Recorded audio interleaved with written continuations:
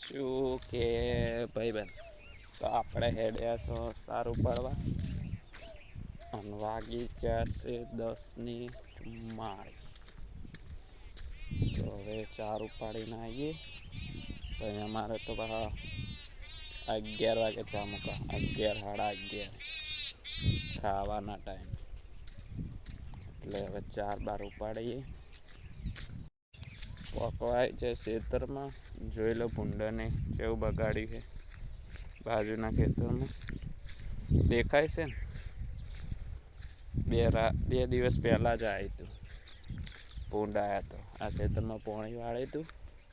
ને ભૂંડ આવ્યા તો બધા